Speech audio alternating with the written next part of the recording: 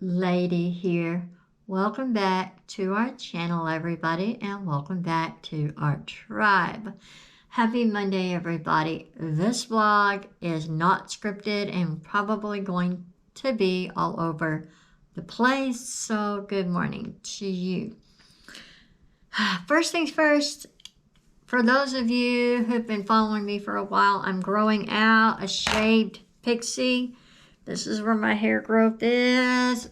Will I color it? Yes. Probably after my next mullet trim. I need to pick a color and get on with it. And that's where we're at with that. So guys, I guess about 3 or 4 months into my pacemaker healing process, my pacemaker scar started to get keloid. If you're not familiar with what a keloid scar is, just look it up. It gets irritated and swollen and all of that. Well, I wanted to put something on it. It was really uncomfortable, hurting, painful, irritated, all of that. It was swollen.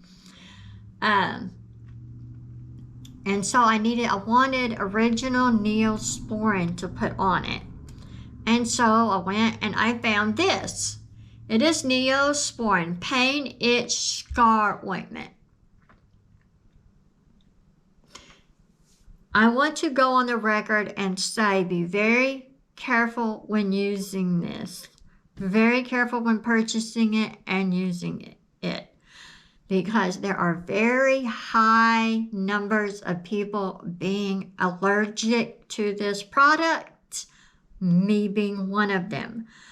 Then I put it on my scar at bedtime. The next morning, I woke up with a horrible rash on my pacemaker scar, and it took days for it to go away. Let's start with this.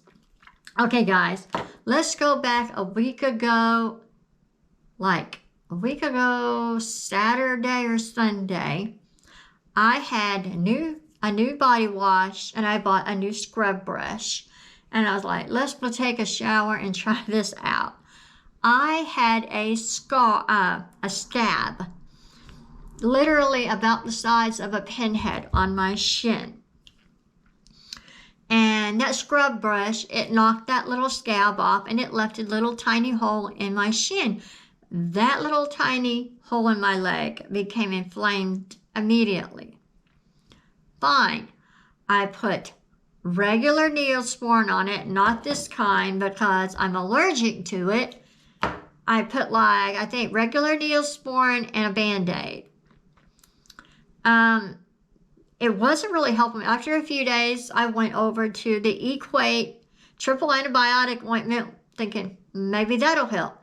And of course, I put the Band-Aid crossways over the bump, and my leg was getting worse. And every day, I would take a shower, I'd take the Band-Aid off, I would clean that little tiny bump, that little tiny red inflamed bump with soap and water. After about 4 or 5 days, a rash, well, more like 3 or 4 days, a rash erupted around the little sore where the scab was. I'm like, what the heck is going on? So now I'm like, I'm gonna try cortisone 10, put a Band-Aid on it. The next day, the rash in the middle was a little bit better, but now I had a rash on each side where the Band-Aid sticker was. Like the Band-Aid, you know how it's sticky on both ends?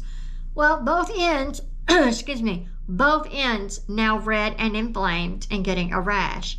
So now not only do I have a rash where the scab was, I had a rash on each end where the Band-Aid fits. I began to talk to my husband, do I now have an infection? He goes, I don't know, it could be. We looked up staph infections. Yes, it showed a red rash. We thought, oh God, now I've got a staph infection. over a scab that got bumped off. This scab was literally the size of a pinhead. I kept covering it, bandaging it, trying cortisone 10, Equate triple antibiotic ointment. Equate is Walmart brand, like Walmart generic brand. Regular Neosporin, it kept getting worse. So now my husband and I are wondering what kind of infection I have. We tried everything on it. I was trying apple cider vinegar and baking soda. I was treating it with everything I have homeopathic, getting worse. So finally, what was it? Saturday night, I was decided, they're going to go to the emergency room after work or Sunday morning. Now, normally I would go to my PCP or Care Now, but because I'm a cardiac patient, any type of infection puts me at a higher risk. So I chose just to go to the emergency room. So guys, late Saturday night, right around bedtime, I decided to just go in the morning as soon as I got up.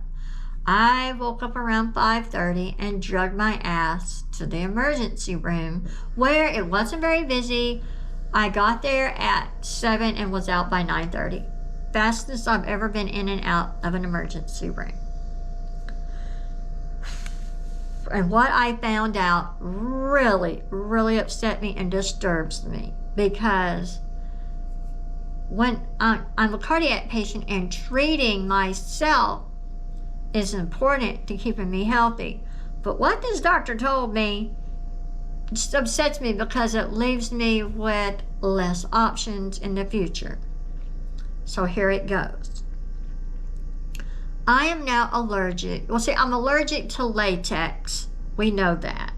He said certain Band-Aids have latex in them. You're having not only a latex allergy to this Band-Aid, you are now allergic to also the adhesive on the Band-Aid. I was having a severe allergic reaction to the dang Band-Aid, guys. So I'm allergic to pain, itch, and scar Neosporin. I'm allergic to certain Band-Aid adhesives, and I'm allergic to the latex in the Band-Aids. How in the heck am I now supposed to cover wounds and shit? I'm frustrated with it because now I have to be very careful. I have a whole closet full of Band-Aids, all kinds of Band-Aids, and I can't use any of them anymore. And that frustrates me. I can use gauze pads and the elastic wound wrap, if you've ever seen that. It wraps around the gauze. I guess that is now my go-to with any and all wounds that I have. I am so frustrated, guys. And like if I get injured at work, I can't use their Band-Aids anymore either. They have to be a specific type of Band-Aid. I found them online. I can get them at Amazon. Do I have to carry Band-Aids in my purse now everywhere I go? I just have no words, and I'm very frustrated, guys.